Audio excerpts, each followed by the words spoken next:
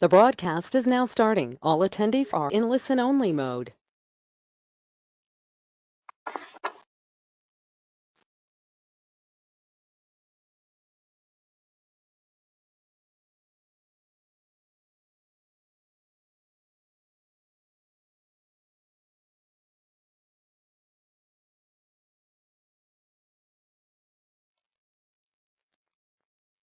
Hello, everyone. Good morning, good afternoon, and good evening to all participants across the world. Welcome to the One Planets Network webinar on building a common vision to address plastic pollution, in which we will discuss some of the key elements framing the plastic issue and present some key global initiatives to address it. We really appreciate the overwhelming interest you have demonstrated, and we really want to thank you all for being here. My name is Gina Torregrosa. I'm part of the 10YP Secretariat, and I'll be your moderator for the session. And this session is part of a comprehensive series of activities that we will be implementing over the course of the next year around the issue of plastics, and which will be also introduced as part of this webinar. We are very excited to have a really good range of great speakers today, which include our colleague Ran Xie of UNEP's Consumption and Production Unit, who has been working closely with the Life Cycle Initiative around the topic of marine plastic pollution. Also with us today is Gerald Naber, who is leading the program for the New Plastics Economy Global Commitment at the Ellen MacArthur Foundation. Cecilia Lopez Arroyo, coordinator of the 10YP Secretariat, Svetlana Mikalieva, coordination desk officer of the One Planet Network Sustainable Tourism Programs, and I really want to welcome and thank all of our presenters. You will hear from each presenter for about 15 minutes, and at the end we will also have some time to answer your questions. You are currently all muted to avoid background noise. You can type your questions at any time during the session by using the question box of the webinar tool.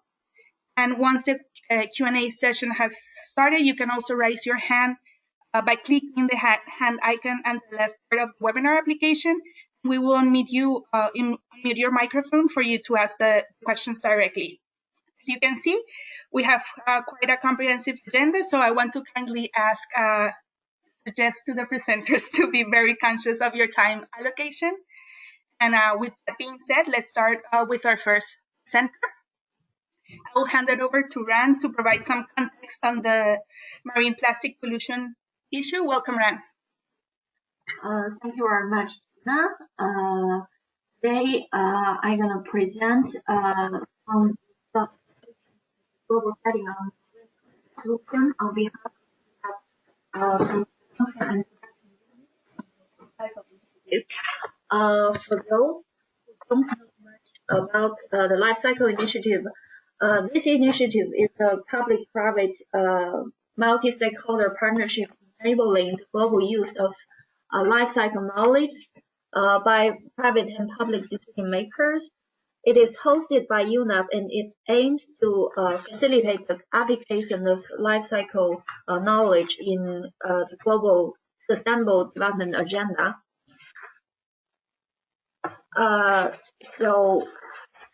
Talking about marine plastic pollution, the current situation is that each year at least 8 million tons of plastic leak into the ocean, equivalent to dumping the contents of one garbage truck into the ocean every minute.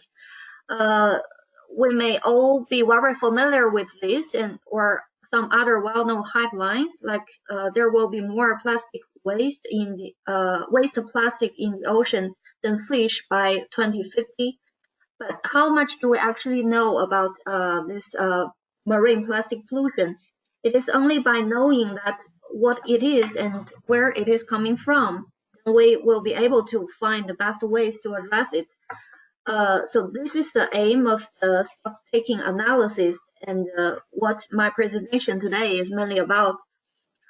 Before deep dive into this topic, I would like to emphasize that although there has been a lot of studies published in recent years on this topic, there is still a lack of consistent data and firm knowledge on the sources, quantities, pathways, and impacts of marine plastics. The estimations and numbers shown in this presentation are based on some frequently cited studies, but these studies are also limited somehow by data availability and for some, their regional coverage.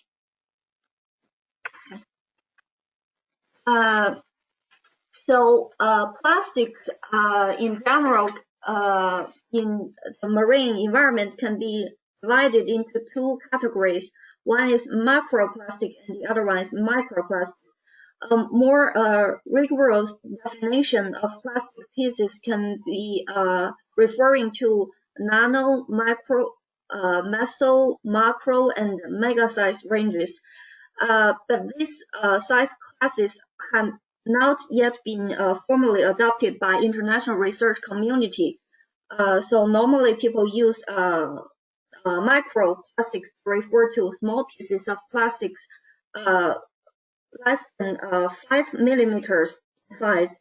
And by microplastics, it can mean primary microplastics that are plastics manufactured at micro particle size, or secondary microplastics that are microparticles of plastic formed from fragmentation and weathering of larger particles.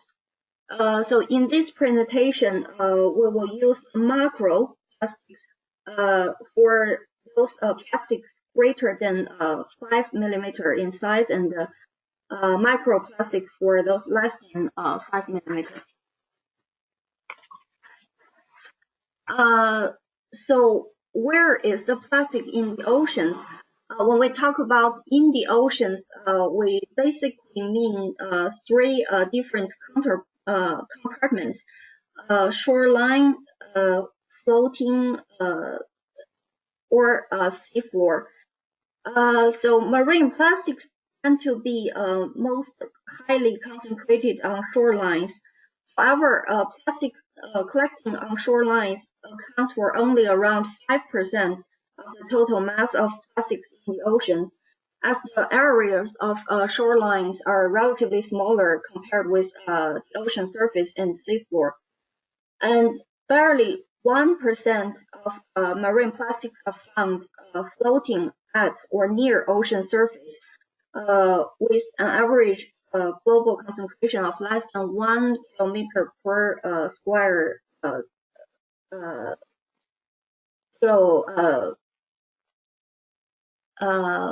1 square kilometer.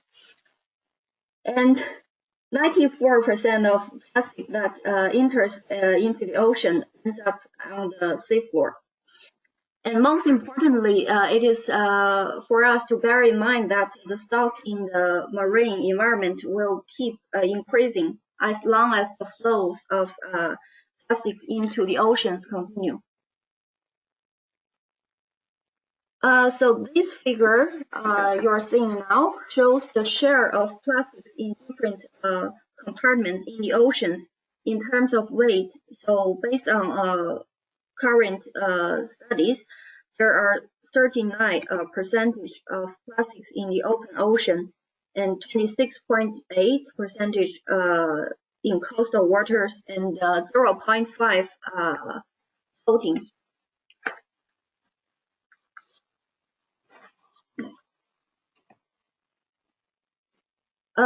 It is estimated that 60 to 80% of marine plastic originates from land. The majority of plastics enter into the ocean directly from maritime activities and coastal communities, or from inland water catchments where major river systems. But where plastics come from depends on the characteristics of the region. For example, in Mediterranean, recreational and tourism activities is a major contributor to to the marine plastics in that region, accounting for around 40% of the observed litter, and more than 25% can be contributed to toilet and sanitary sources, and only 10% is caused by marine activities like fishing, shipping, or maritime industries. But in regions with high fishing and shipping activities, such as North Sea, sampling studies show that marine activities make up a large share of the plastic collected. In terms of key plastic products or applications found in the ocean, packaging and single-use plastics are among them. From the perspective of world's plastic use, packaging accounts for around 30%, and the prevalence of packaging and single-use products in marine environment has been indicated both by modeled plastic end-of-life flows as well as coastal cleanup data. And these plastic items are typically small, light, and can easily enter marine environment.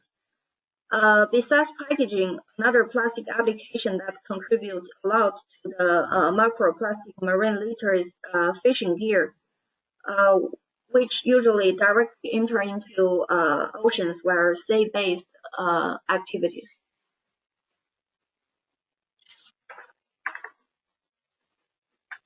In terms of pathways, increasing evidence have shown that rivers are major pathway of plastic litter to the ocean, and around 10 to 20 rivers, all in developing countries, account for as much as 94% of total plastic load.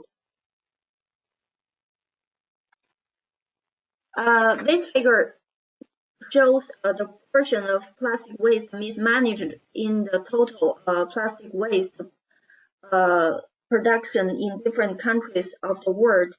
The primary source of microplastic losses are coming from mismanagement of municipal solid waste. This, for example, including open dumping and inadequate landfilling. And this mismanaged municipal solid waste can account for about half of the macroplastic loss into the environment. And finally, when we're talking about microplastics, as the figure you're seeing right now, these numbers show the result of the modeling depending largely on wastewater treatment assumptions in different regions, and have not yet been validated with empirical evidence, but it can still give us some ideas on the key sources of microplastic releases differing among regions. So synthetic textile, which is like the washing machine label shows, are the major sources of primary microplastics in Asia, Africa, and Middle East. While in American, European, and Central Asia, microplastics from abrasion of tires is the dominant part. So how should we address this plastic pollution problem? I would like to present a little bit the vision that UNEP is holding on this on our work in plastic sector. It is building circularity in the value chain. So we are emphasizing the need to rethink the whole system where we keep plastics at at its highest possible value and where we do not pollute our oceans, rivers, land, and air. So this vision emphasizes that we need to take into account the entire value chain, and we need to engage all stakeholders along the value chain, and also manage chemicals of concern soundly and apply a life cycle thinking approach when analyzing and taking action towards this problem. So UNEP, guided by this vision, we're taking a systemic and value chain approach in our work related with plastic. The first thing that we are focusing on is trying to understand better the key hotspots along the plastic value chain. By hotspots here, we mean those critical products and life cycle stages, pathways, and impacts of plastic, which should be addressed first or prioritized. And we also emphasize a holistic solution, which means that we need to address this problem along the whole value chain, emphasize not only the midstream and downstream actions, but also the upstream interventions. And we also need the action really coordinated among different kinds of stakeholders so that everyone can work together, including governments, companies, research institutes, consumers. And we also need to share the common goals, which is, to our understanding, improved circularity along the plastic value chain. There are several UN Environment Assembly resolutions has already been guiding UNEP's mandate in this area. From Union 1 to Union 4, we have several resolutions talking about marine litter and microplastics. And so guided by those mandates, we are developing some reports and partnering with several organizations to generate some knowledge to help better understand the overall situation. So this slide shows two reports that we've been published under a CHEF project addressing marine plastics systemic approach. And you may find more information about the work on the knowledge side taken by UNEP from this report.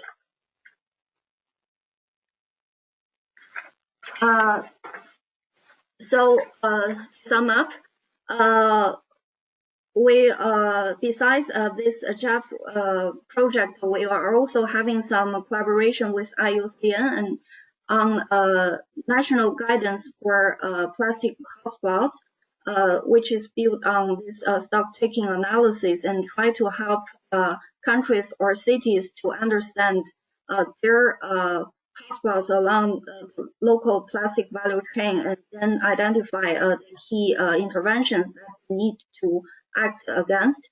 And we're also collaborating with the MacArthur Foundation on the new plastics economy global commitment.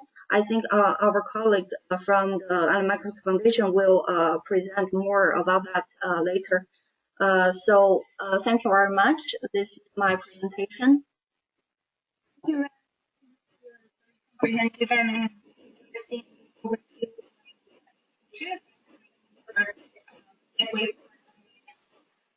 on the agenda, which is Carol Mapper from the MacArthur Foundation presenting the plastic economy global commitment.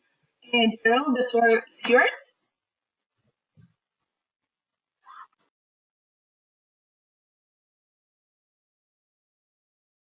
Great, thanks, Thank you for that. Sorry, I didn't hear my incomplete introduction, but I'll just take it away because the line was a bit bad. I hope you can hear me well, and I'm happy to be presenting to you today the work of the Ellen MacArthur Foundation on the new plastic economy, and specifically the global commitment in collaboration with the UN Environment. Yeah, I'm just going to run through some slides. If you have any questions, happy to address them later afterwards. But my name is Gerald. Before I talk about the new plastic economy, let me first briefly touch upon what the Ellen MacArthur Foundation does, because that's important context to how we also look at the plastics issue. The Ellen MacArthur Foundation has a very simple mission, you could say. It wants to accelerate the transition to a circular economy. So everything we do is related to the circular economy. We work with business, with governments, with universities, institutions to deliver on that realization and understand what we need to do to implement that. And because of that, we take three things to it. We have always a systemic approach, because a circular economy requires to develop a new system in which materials and products flow and are being used and produced, and how the materials flow from the producer to the user and back. So closed loop systems, etc. So always that systemic approach is important to what we look at. We take a very material focus, so we look at materials a lot. So how do they flow through the economy, and how are they being used, and where do they come from, and where do they end up? And lastly, to change that system, we always look for upstream solutions. We look in how can we change the design of systems, the design of products, the design of materials, the actors that work together to create them. How can we improve that so actually materials do flow throughout the economy and are not wasted at the end, but flow back into the usage. So that's the context of the Ellen MacArthur Foundation. We started the new plastic economy team in 2016, and this is what we aim to do. So indeed, we want to set the global economy on an irreversible path towards a future where plastics never becomes waste. That's a quite high ambition. And to realize that, we also need to quickly touch upon the circular economy. If you want to know what a circular economy is, you need to understand that the current economy is one you can depict as being a linear one. So quite wasteful, in the sense that we have a lot of waste generated through the system. If you look at the food system, for instance, about 1/3 of the products produced never reaches our plate, but is lost in the chain. Or if you look at material products we've created, such as cars and buildings, we don't really use them very efficiently. There's also a lot of economic waste in that sense. So if we change that system and rethink how we use products and how we produce them, and how do we utilize them to make our life better, because that's basically what we're doing, then we can transition to a circular economy. And on the next slide, you would see that a circular economy is restorative and regenerative by design. So again, that point of design is really important. An upstream solution to create a system that is sustainable, because it restores and regenerates the resources it uses from the onset. And again, so if you go to the next slide, this ambition level that we stated for the new plastic economy, we started doing some research, and a lot of the facts and figures were just presented already by Ran. But on the next slide, you see one phrase that you probably have seen a lot. You know, if we're not careful, if we don't change it, there could be more plastic than fish in the oceans. But to tackle that problem, we should not look only at recycling or cleaning up beaches, but we need to start again from the beginning, from the design table onwards, working with all the manufacturers and the producers of plastics and the retailers and the whole system. How can we change the usage of it? And so that's what we look at, an upstream solution.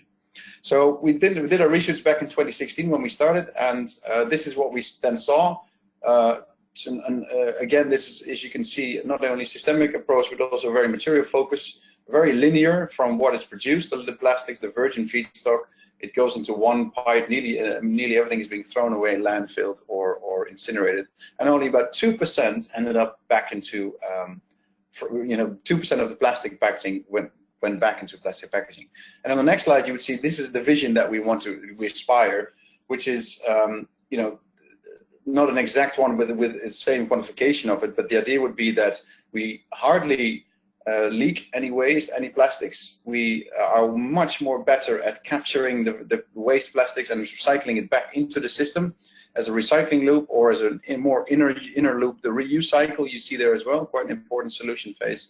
And very important as well, we decouple the production of plastics from the fossil feedstock. So which, you know, we want to go to a more sustainable solution and sustainable sourcing as well. So if we then go to the next slide, that what we have set out to do when we saw what the problem was, and we thought about how can we solve this, we thought, okay, what we need is a vision to, you know, what do we want to build? What is the system? What should it look like? And what are the key aspects we need to work on to create this vision? And if you go, the first one is looking at all the plastics, we can very easily eliminate the plastic packaging we do not need, because we can either it's not you know, for instance, an example is Unilever has just recently done an innovation on ice cream, where they've taken out the plastic wrappers around the ice cream and just compartmentalized the cardboard box around it. So, you know, they basically got rid of their plastic packaging in one go. So, you know, that's rethinking of how you deliver your products. And also innovation is really important to think about, you know, what plastics do we need? That's on that one side, but also elimination is important on, if you do produce a package, plastic packaging, can it actually be recycled? Is it possible to, in the current recycling systems, to be identified, sorted, and then recycled? The second solution or space that we focus a lot on in the vision is the reuse one. So everybody speaks a lot about single use. And we say, okay, we want to shift towards more reuse models, and that's not only, and those are, you know, some of you may have had maybe back in the day or have heard about it, like the milkman coming to your house and delivering the milkman in glass bottles.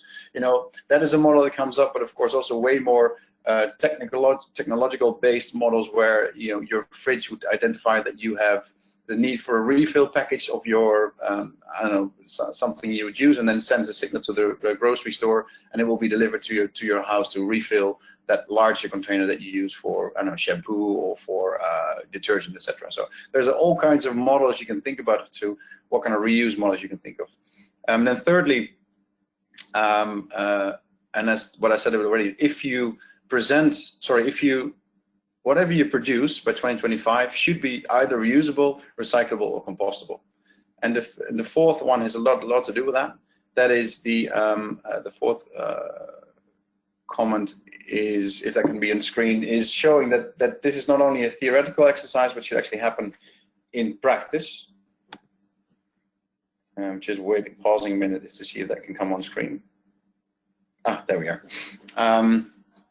So we're not asking organizations to do a theoretical exercise, but really think about, you know, working with recyclers and with the system to see if their packaging can be recycled. And then the next point is around what I mentioned before, decoupling from finite resources, so from fossil fuels basically, because we don't think that's sustainable in the long term.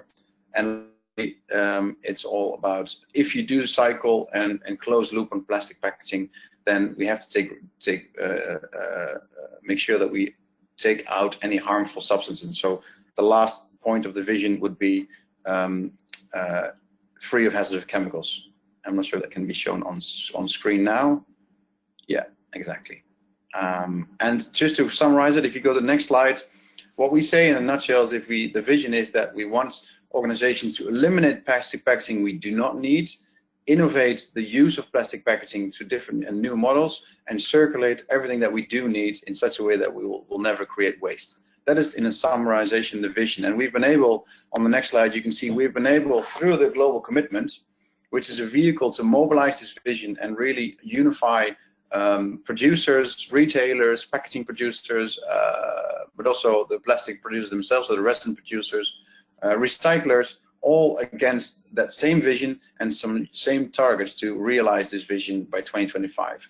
Currently, we have in the global commitment more than 400 signatories who represent about 20% of the global volume of plastic packaging, so that's a significant amount.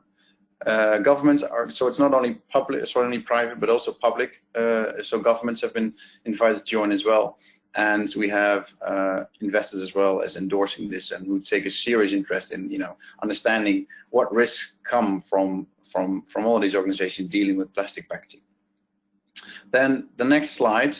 This is just to give you a little bit of sense of what we have asked the organization to commit to. This is a set of commitments that we ask of the packaged goods producers. So those are the brands that you know, Coca-Cola, Unilever, etc. The retailers, hospitality companies, and the packaging producers themselves to need to do 4 things, you could say. So that vision is central to everything we do. Everybody who works on the global commitment is endorsing a vision.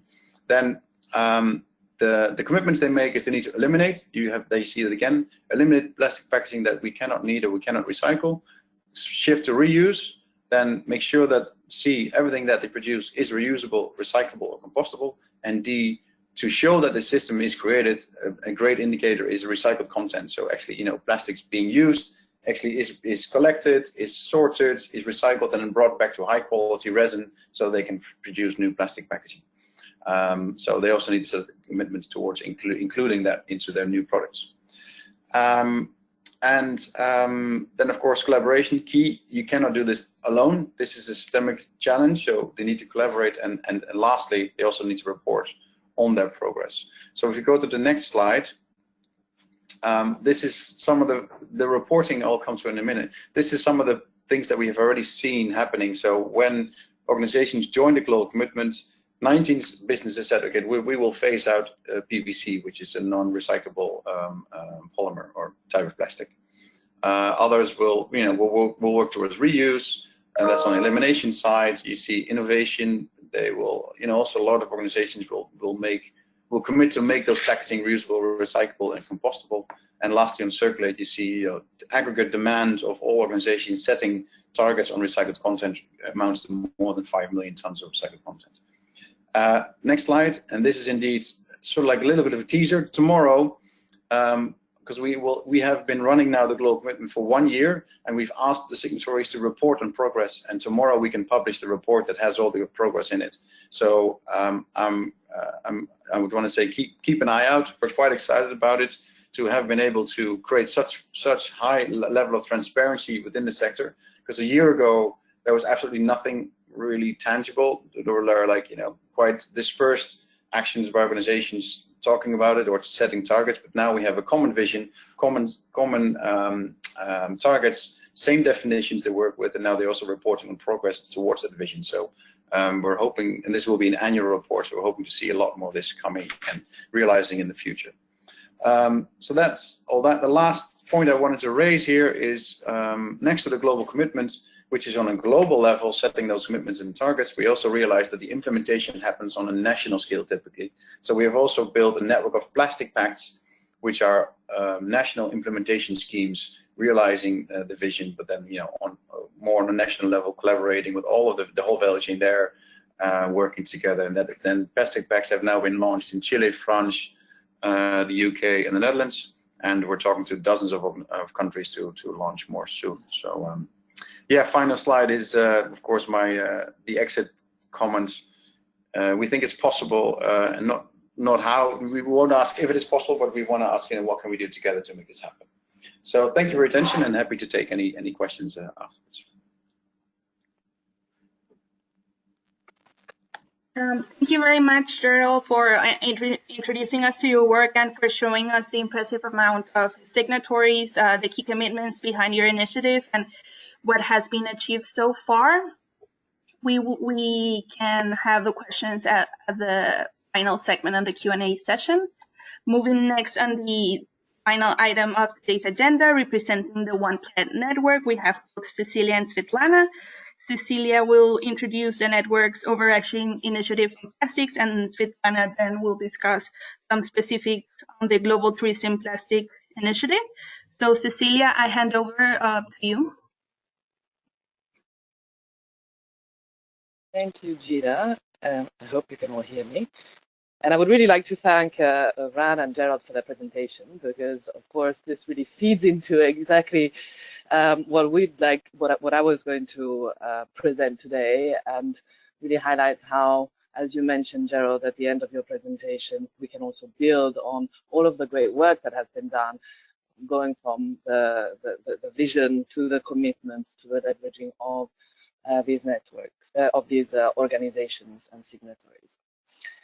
So just as a little bit of a taking a step back, as the One Planet Network, of course, we really have an opportunity to further facilitate the uptake of the knowledge produced by UNEP that Ran has presented, as well as the common vision and the commitments that Gerald has presented. And this across sectors, across types of organizations, and across regions.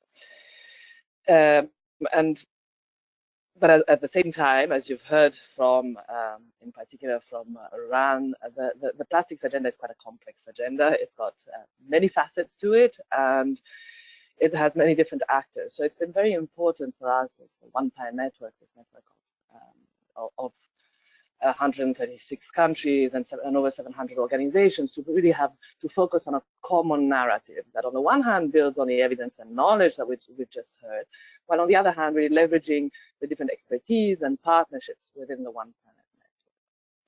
So that's a little bit the angle that we've taken in collaboration with all of the 6 thematic programs of the One Planet Network in really defining how best we could address both these aspects. So backtracking a little, why also are we looking at the plastic across the One Planet Network? The first point is really to implement our mandate and the One Plan for One Planet strategy, which is the strategy of the network 2018-2022. So within that, you can see on this slide already 2 of the SDG 12 indicators. Our mandate as an SDG 12 implementation mechanism, of course, brings us to support the delivery of the commitment made around these SDG 12 indicators, as well as the strategy which I mentioned, where the board has adopted plastics as the cross-cutting theme for the network over the next year. The second reason is really to respond to the UN Environment Assembly resolution that was adopted in March of this year, in which the One Planet Network specifically was requested to develop guidelines on plastic use and production that would inform consumers, incentivize business, and support government. And this is encompassed in the resolution on marine litter and microplastics. So really with a marine litter angle to it. And the third point is really to leverage the complementary expertise of the network, both in terms of composition and in terms of sectors covered, for a collective advocacy and communication. So what has that translated into?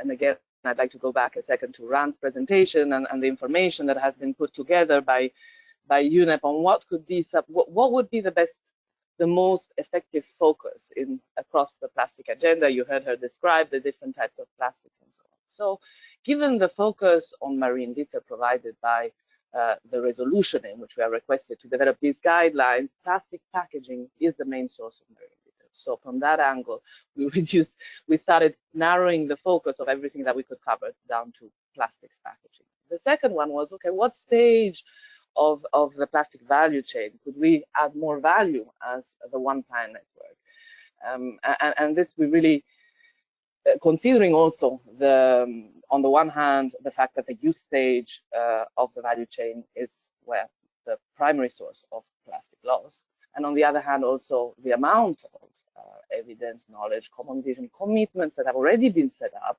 we really identified that where the One Planet Network as a whole could create more added value would be really on creating impact on the use stage of the plastic value chain. In that sense, again, facilitating the uptake of either innovations and solutions that already exist, or expand the adoption of commitments that might have already been defined.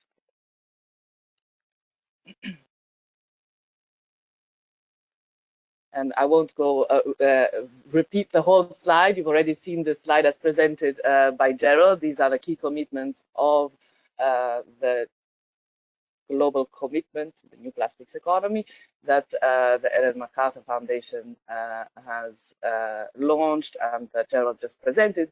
So we thought, well, rather than redefining a new set of targets, we might as well build on targets that have been defined and have been defined in an evidence-based way through a collaboration between the Ellen MacArthur Foundation and UNEP. And as such, we thought that the best use of our network, rather than trying to see whether these commitments were the most applicable to us, is actually to implement them through the different sectors, the different organizations, the different countries that we have in the network.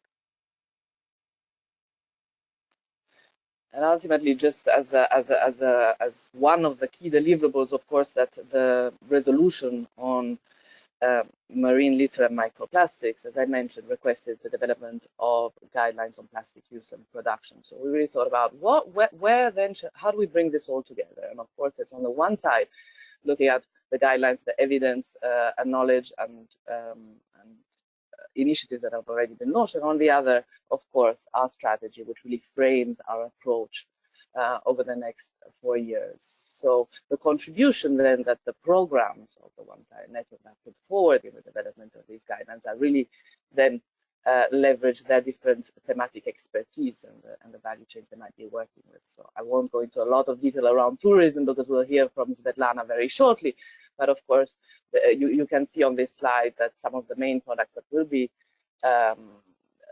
delivered by the different programs at the moment include the Sustainable Tourism Program, the Consumer Information Program, and the Sustainable Lifestyles and Education Program. And they are looking at different aspects of this, but mainly at setting the agenda. So what does this mean specifically for the stakeholder groups, the value chains, and the sectors that they are specifically working with, and at facilitating the access to tools and solutions that might exist, whether that's, for instance, the review of standards and labels on plastics, or guidance for businesses on how best to inform consumers, or tools and methodology that are specifically tailored, for instance, to the actors along the tourism value chain. So this is really how, together with the 6 programs of the One Planet Network, we are framing the approach on plastics across the One Planet Network. And we encourage you all, whether you are partners of a program, a national focal point, or a UN agency involved in the One Planet Network, to join this effort, and to do not hesitate in reaching out to us at the Secretariat or to any of your program leads. So that's it from my side, and I'll be happy to take any questions.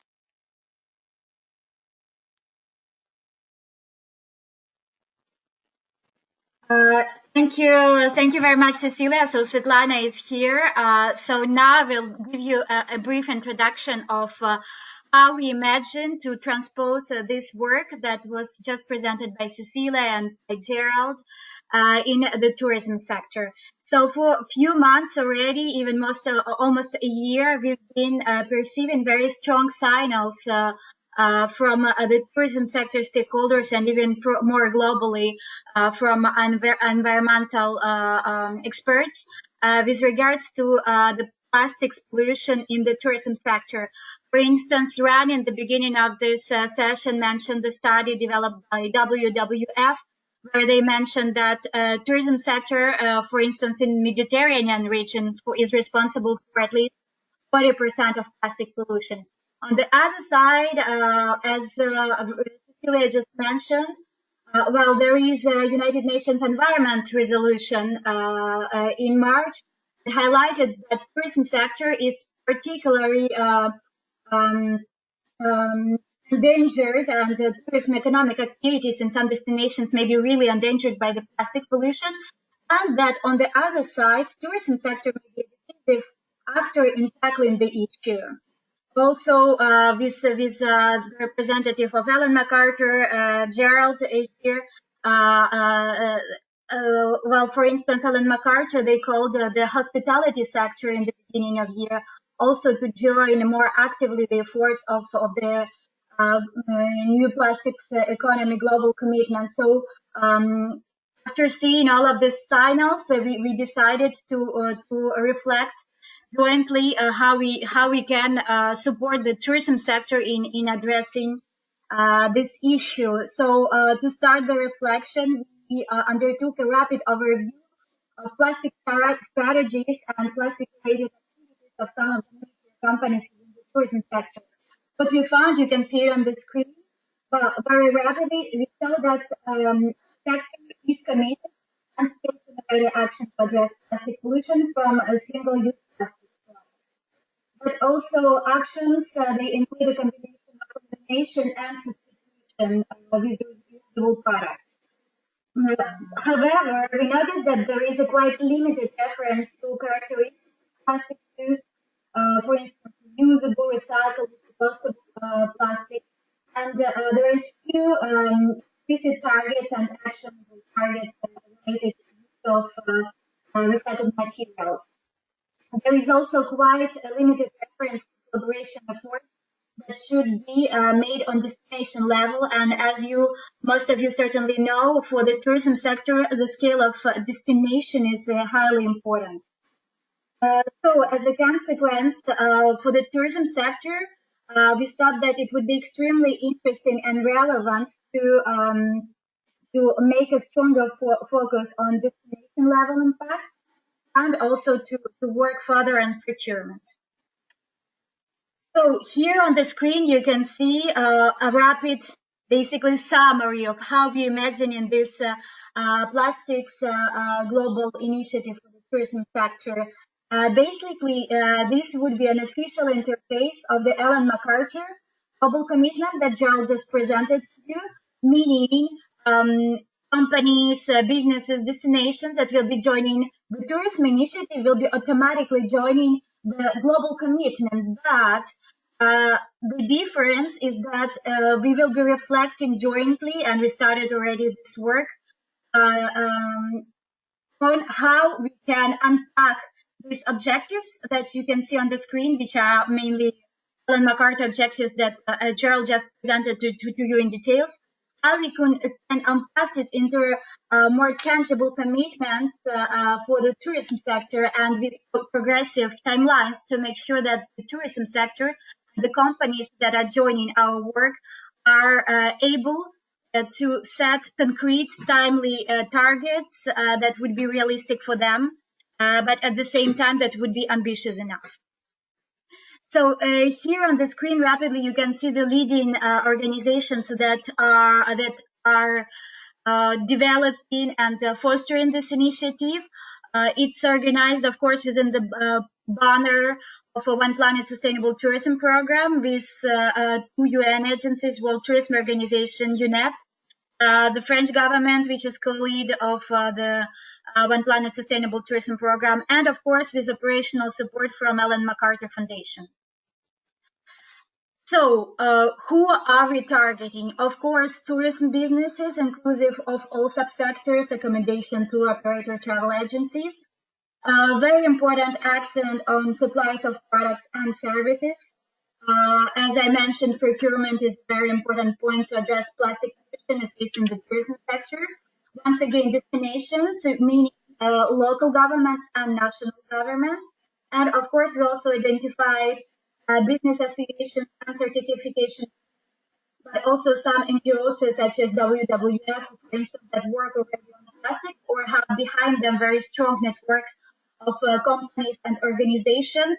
And by working with them, we realized that it will have a quite strong multiplier effect.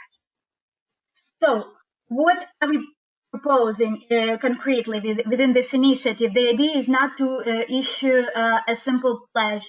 The idea is really to develop a set of action, a framework that would be lasting for several years in the image of Ellen MacArthur Global Commitment, and that would be truly supporting members, signatories in advancing plastic strategies within their respective organizations or companies.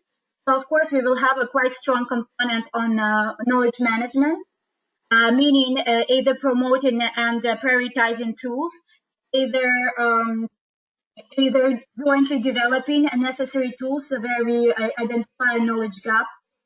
Of course, procurement, potentially through pilot projects on the ground. For instance, work on destination level through value chain cooperation. Of course, track the progress and benchmark is highly important, as Gerald mentioned it as well.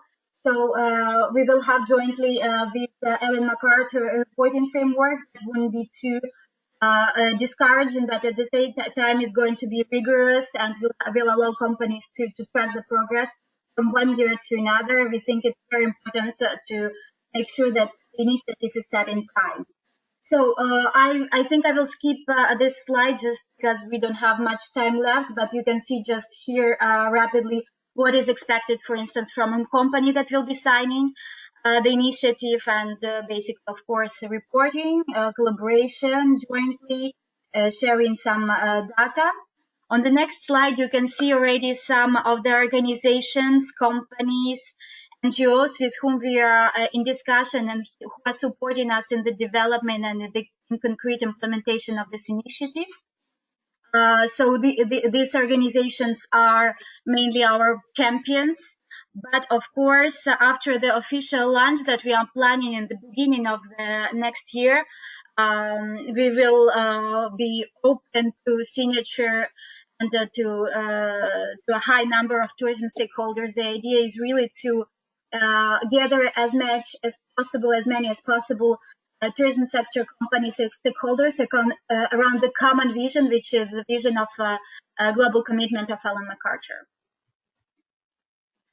And here, just a small information advertisement to finish my presentation. Next week, we are going to have a webinar on addressing plastic pollution in tourism destination. That will be a second webinar of the series on plastics that we are organizing jointly with One Planet Secretariat. And we really hope that you will be numerous to join us. Thank you very much. Svetlana and Cecilia, thank you both for your presentations. I think that we can now move forward to the Q&A session. We have a significant amount of questions, so I think we should get started. One of the first questions is, I think this perhaps is to Gerald. Do companies have to commit to all of the objectives from the very first year? Yeah, thanks for the question. Yes, indeed. We, I mean, it depends who you refer to. I mean, if you say companies, but because the set of commitments that I showed were for this designated part of the value chain. We have other commitments for recyclers and suppliers, etc. But the idea indeed is that the commitments that are laid out are for organizations to commit to from the onset. That being said, we are currently thinking about, after the whole presentation you just saw about the tourism initiative, if we want to adjust that slightly or make the global commitment targets more better adjustable to some of the players in the tourism sector. And with that, we can also then give more information about which commitments they should organizations should take at one point. But basically, the principal idea is that because we are running on such a large scale initiative here, we cannot work with exceptions much. So everyone we ask with so far is asked to endorse the vision and commit to all the same commitments at the same time by the same time frame, so that at least everybody's on the same page. Thank you. Thank you, Gerald. I guess we have another couple of questions for you as well. One of them being if the report that you're releasing tomorrow, if you are able to see the brands that have committed to phase out PVC or the ones that have committed to the reusable packaging that you mentioned. Yes, indeed. So the report contains two sections. The first section is just an aggregate summary or a highlight of trends that we see happening throughout the signatories. And then that's the first part, and the second part contains all of the reported progress by all the signatories in the last year. So you will see indeed for organizations for whom we've asked them to eliminate unnecessary or problematic packaging, we've asked them to also indicate if, for instance, if they would phase out PVC or single-use carrier bags or what have you. So you can all see that in the report, indeed. Thank you, Gerald. And just, I think one last question for you. It says small and medium enterprises may have more difficulties of committing to this initiative. How are you going to engage them? Very good question. depends a little bit on what the organization wants and what's the scale of which the organization is active. What I said at the very final slides of my presentation is that the global commitment sets a global vision and global commitments. And indeed, typically what we've seen is that it does require some resources from organizations to make the commitments, and then also do the reporting, etc., and work towards implementation. So if the organization, if you're not able to do that, or it's difficult, but you maybe also have more of a regional focus with your business, then potentially you could connect to a plastic pact, which is by definition a more regional or national scheme in which collaboration is worked on towards the same vision. So that is at least what we have seen now, the model that works quite well. We're actively working to roll out the network of plastic pacts into more countries in North America. We're talking to a lot of governments, Africa, but also in Asia and other regions. So we have the high hopes that network of plastic pacts will scale up soon. So it will offer more SMEs to also join in the conversation and help delivering on the vision and those targets. Thanks, Gerald. Those were some of the questions that we had written on our question box. Now I'm going to unmute some of our participants that have their hands raised. Manjham Adahan, I'm going to unmute you.